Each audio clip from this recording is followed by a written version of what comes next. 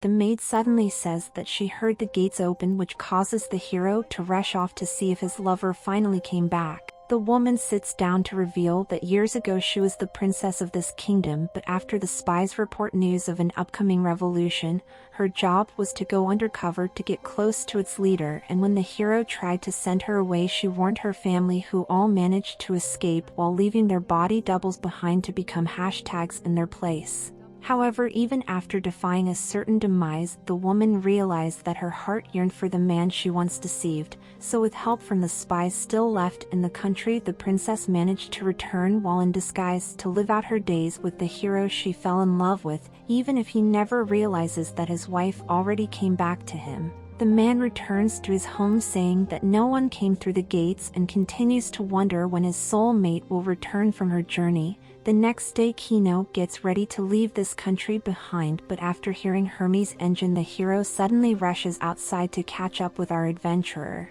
He reveals that his friend she met has always been the spy for the old ruler, but because the new system they created after the revolution brought peace to their country, the hero decided it's best to leave everything as it is, while removing himself from the head of the rebellion so he can keep his people safe and live out the rest of his days with the woman he has fallen in love with once again.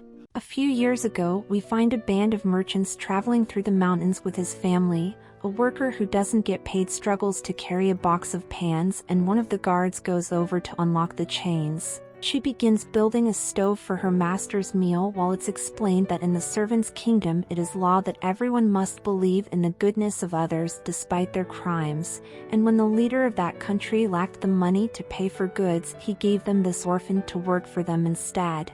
The grunt goes over to the girl, then gently introduces her to the floor before asking if she hates them, but the worker without pay reveals that it is not in her nature to hate anybody because the hardships she endures are just a test from the Lord, and overcoming it may lead to her exploring more of this vast planet while creating a better future than she would have had in the orphanage. Seeing that the young lady has been indoctrinated, the guard explains that the priest sold her for grains, which now gives them the right to do whatever they want with her life, so this should make her want to put them all on a t-shirt. Then he goes on to say that the world of men is a hopelessly ruthless place, so the only way to survive is to become equally or more vicious. However, the girl counters by telling him that this planet can also be a beautiful place where people live together peacefully if everyone chooses to be kind to their neighbors, and the reason she will never hurt another living soul even if it means meeting her end is because everyone has the potential to change for the better. An overripe human comes over to tell the guards to leave the worker without pay alone before giving her some tasks to do. But while washing the herbs, the girl notices that something is wrong with them.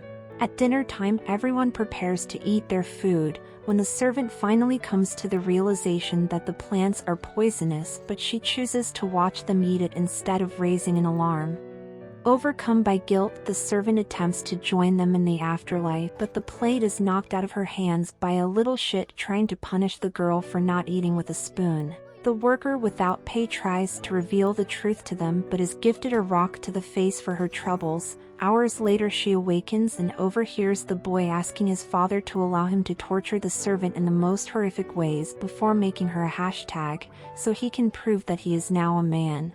The master agrees to this as everyone cheers in excitement, but knowing what's about to happen, the girl lets out a heart-wrenching scream as all her captives get an all-inclusive ticket to the gates of hell, while the only thing she can do is watch in astonishment. The servant walks through the carnage but notices that one of the guards is still alive. She goes over to him, then explains what happened, and he realizes that the young woman was going to drink the anti-potion knowing what would happen to her.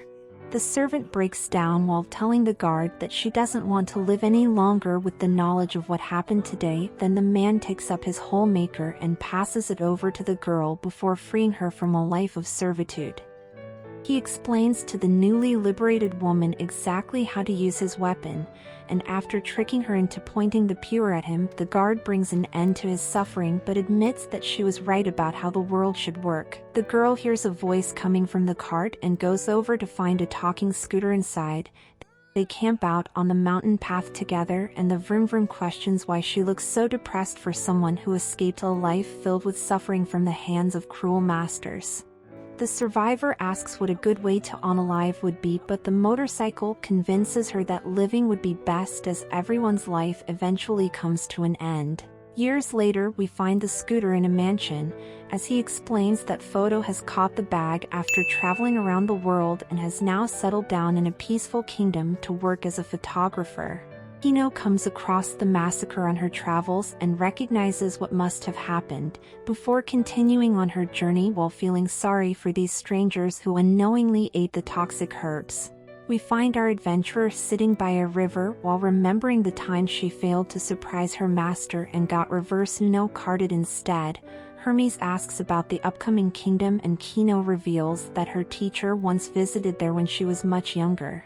She says that Master and her new student travel towards the country intending on selling gems to get money for their journey, but they quickly realize that this kingdom is run entirely by the police force, so the student tells his mentor to rest while he trades the diamonds. Soon after, the law enforcers show up at the hotel and carry the woman to the station, where she's told that her partner was found carrying some nose candy, which led to him being arrested. Master tries to buy him out of the charges, but the chief refuses and tells her to exit this kingdom immediately. However, when she puts down a gold coin, he decides that the woman can see the prisoner before she leaves. The student says that he was falsely accused of the crime, while the guards all but admit that they slipped the happy dust into his clothes. Then she leaves them behind, with her protege crying like a man begging for feet pics. At the entrance, they give Master the prisoner's belongings, and she notices that the gems along with the money are all missing. However, the chief claims that it has been confiscated as evidence. In the night, we find that Master has gone full Black Widow mode to make a rescue attempt, and she begins by waiting for the police to pass by, before Widowmakering over the wall to re-enter the country. Then our spy lights all the garbage bins in the city on fire to use as a distraction while she hitmans her way into the headquarters to meet with her student disguised as one of the guards. Master gives him a uniform to change into and decides that since there is no way to leave the city because it's on high alert, they will instead raise hell until the government begs them to depart. The duo captures the clock tower and uses it as their base while the police rage at them from below, and when they try to take it back, the spies begin raining down lead on all the law enforcers, but made sure to aim for the legs so they don't take any lives.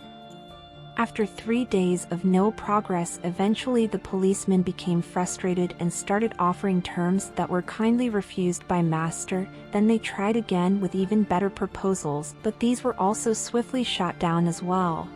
The next day, the head of the police force provides them with a truck to exit their country, and the student turns it into fireworks while almost destroying the cop's third leg. Soon after, they came back waving the white flag of peace, but our duo chose violence, and this display finally broke the chief's will to fight, as he lays on the ground while giving up. Sensing her prey's weakness, Master says that she can be persuaded to leave given the right incentives, and he quickly offers her an astounding amount that she keeps on refusing until the chief gives a number that even Master couldn't reject. Kino and Hermes arrive at the kingdom and immediately go to look at the policeman's old headquarters, where she realizes that all the grandpas are walking with a limp. They see a plaque in the distance, however the language is lost on them, so a citizen comes over to reveal that this monument was erected a couple of decades ago when this country was very corrupt, to honor a pair of heroes who rallied the will of all the citizens together so they could peacefully protest the government, until the people in charge vowed to do better, and thanks to those travelers this kingdom is now living in prosperity and peace. Kino leaves this kingdom behind knowing that what the man said was a lie, but respecting the country's optimistic spin on the events that took place.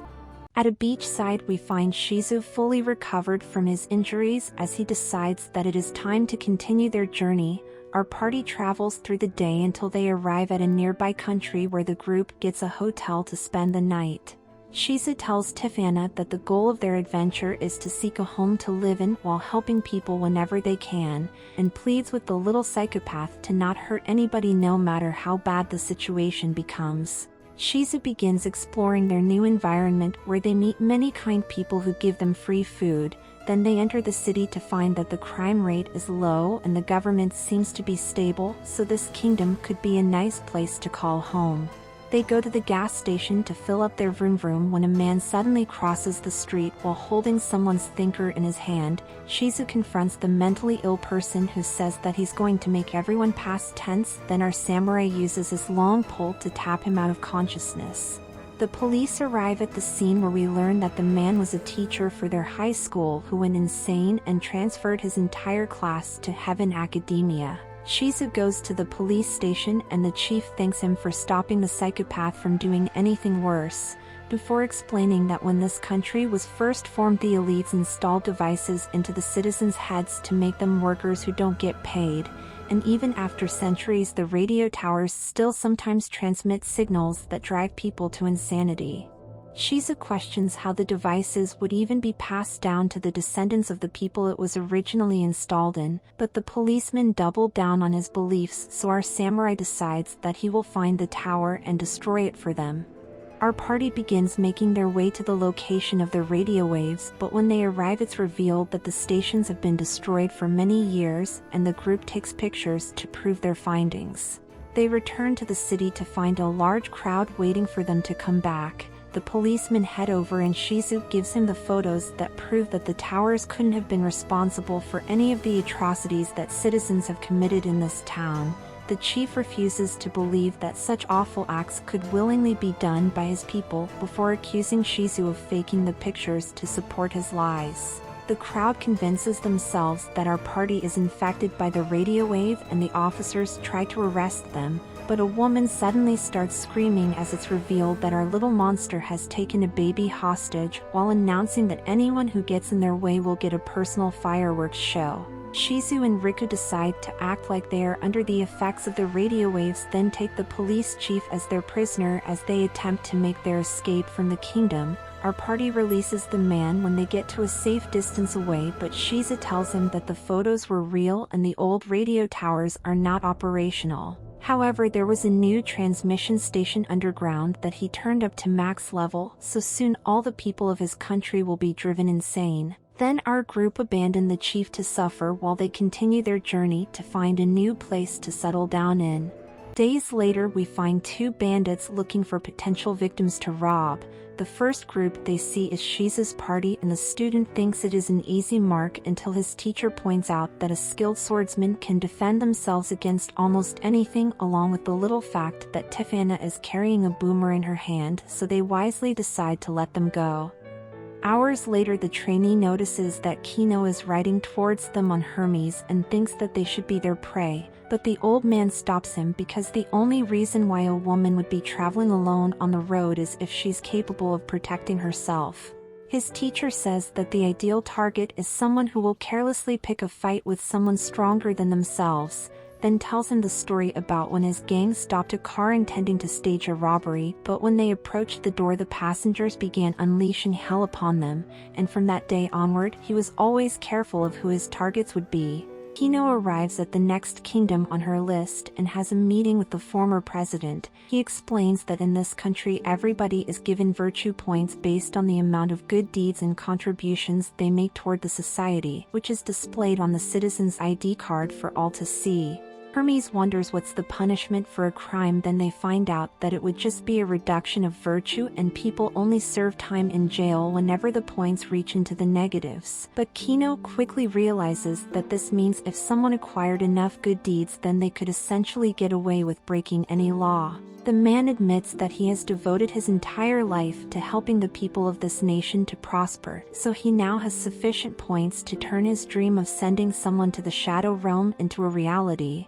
However, he must do it quickly because his life will soon come to an end. The former president reveals that he planned on making Kino his victim before realizing that she stands on business, which makes him decide that it's best to leave her be. The man begins making his way home when a woman comes over to ask him to bless her child, and he contemplates spawn camping the little one. But in the end the former president wishes the baby a happy life while cursing himself for being unable to hurt anyone before passing away. Over at the kingdom known for cooking, all the chefs are awaiting a legendary cook who travels around in secret to improve recipes. Kino arrives at their restaurant and they mistake her for this mysterious cook and ask our adventurer to make them a dish, while Hermes pities the fools that will suffer for their error. Kino makes chicken seasoned with peppers found in the deepest layer of hell, and the chefs surprisingly made it their signature meal. The restaurant unknowingly serves this atrocity to the real legendary cook, and upon eating it, he is knocked to the floor from its interesting flavors. But before the man leaves, he somehow upgrades Kino's dish to be fit for human consumption. Kino continues her journey and is excited to visit the next country since her master said many good things about it. However, when she approaches the gate, our adventurer instantly finds herself transported to the other side of the city. Our MC is confused, though Hermes assures her that she entered the country for 3 days, then had a good time before leaving, and Kino finds a letter written by herself which explains that travelers who enter this kingdom are required to undergo an operation to wipe their memories upon leaving to keep the nation's secrets safe. Kino asks the Vroom Vroom to tell her what happened, but Hermes refuses because he made a promise. However, he does admit that while staying in that kingdom was the happiest our adventurer has ever been. Our explorer continues to the next country on her list, but warns Hermes that this kingdom has a terrible reputation for treating outsiders like garbage. They arrive at the gates of the city, and upon finding out that our duo are only staying for 3 days, the guards salute them before opening the doors into their country without even searching our travelers first. Kino enters the gates to find a crowd of kind citizens coming out to greet her, and our adventurer asks them for a cheap place where they can spend the night. Then all the people begin giving suggestions for the best hotels in town until a little one steps forward to invite our party to stay at her parents' hotel. They go to an inn where Sakura introduces our traveler to her family, and they're given a room to stay in while visiting the country. The little one requests to be their tour guide, so Kino asks her to take them to a pura shop where our MC gives the crafter her hole maker to be repaired, but he admits that it will take a day to complete the job. They travel to the park and find a play being held, and when the residents notice that Kino is present, all the citizens insist that she take a seat to join them while the actors decide to start over so she can see the full story. It's revealed that the first people of this country were exiles driven from their kingdoms until they found themselves deep within a forest that provided fruits and animals for them to survive. The refugees wisely made this land their sanctuary, and over many years of settlement, the forest eventually became a kingdom, and the people made a promise that they would never leave the cherished land behind. The next day, Kino completes her morning routine, then returns to the pura shop where she is surprised by the quality of the smith's work. The man reveals that in the past he traveled with Master as her student and recognizes the hole maker she carried before pulling out a box to give Kino his most prized possession to help our adventurer along her journey into the unknown. They leave the generous Pew store, and their tour guide asks to take them to the highest point in the kingdom where our party sees the most beautiful view that this nation has to offer. Sakura admits that Kino is the first traveler to visit the country in a long time. However, in the future she would like to show many more people all the amazing things this kingdom has to offer. They return to the inn to have dinner, where Sakura seems interested in Kino's travels. Her parents come over to say that the little one could become an adventurer to explore this world and then return to this country to act like a tour guide, but Sakura refuses because her dream is to remain here to inherit the family hotel while showing visitors around. The next day, our party attends the wedding of a young couple. Sakura explains that the bride will throw bags into the crowd, and if someone catches one that has a seed in it, they will soon become a bride as well. The newlywed tosses them into the air, and the little one didn't catch any, but Kino managed to get a bag that contained a seed for Sakura, which makes the tour guide overflow with joy. While walking, they see some guards in the distance who request that Kino start preparing to leave. However, our adventurer admits that she would like to stay for a couple more days. The guards apologize before insisting that our party must leave today, so Kino gets all her things together to continue her journey. Sakura's father says that she should reach the top of the mountain before nightfall to avoid a rock slide, while her mother gives our adventurer a going away present to remember them by. Kino tells them that this is the best country she has ever visited on her travels, then wishes everyone farewell before leaving to head towards the next kingdom. In the night, Kino suddenly wakes up as she senses that something is wrong. A volcano suddenly erupts and instantly wipes out everything alive in the country below, while our duo can do nothing but watch until the sun rises to shine its light on another day. Kino checks the gifts that they gave her and finds a letter written by Sakura's mother which explains that a month ago the citizens found out that the volcano would soon explode. However, everyone decided to stay since it's the only home any of them ever knew. The citizens then got together to give any traveler who arrived the best experience to remember their country, but since in the past everyone was unkind to outsiders, no one visited them until Kino came by, so they saw it as a chance for their kingdom to have a positive impact on someone's life before it was destroyed. She also reveals that they never told the children and were planning on having our adventurer take Sakura outside this nation, but after hearing her dream they resolved to take their little one with them into the other world. Kino feels selfish for being relieved that they didn't make her take Sakura with her, but our explorer notices a second note that's written by the tour guide that reveals that she knew what was about to happen and chose to stay with her parents. A few hours later, Kino gets ready to drive into this vast world while remembering the good parts of the country that welcomed her with open arms. Our adventurer travels towards the last kingdom on her list, but realizes that there are herds of TikTokers up ahead that seem to be watching them drive by. The Twitter users begin attacking the innocent bystander for no reason, so Kino tries her best to escape their toxic behaviors. However, they call for backup to bully RMC, which forces them to go off-road to distance themselves from the sheep that have nothing better to do with their lives than attacking strangers. Hermes warns our traveler to stop as they almost fall over a huge crevasse, and they decide that Kino should climb down into the deep hole to get away from the psychopathic animals, while the sheep just stand there menacingly. Kino begins searching for an exit, but she finds that the Redditors are relentless in their pursuit, so our adventure concludes that she will have to stand on business to get them to leave her alone. In the night, Kino tries to get some rest, and of course the creepy creatures watch her drift off into a deep sleep, but when she awakens our adventurer finds that they are gone.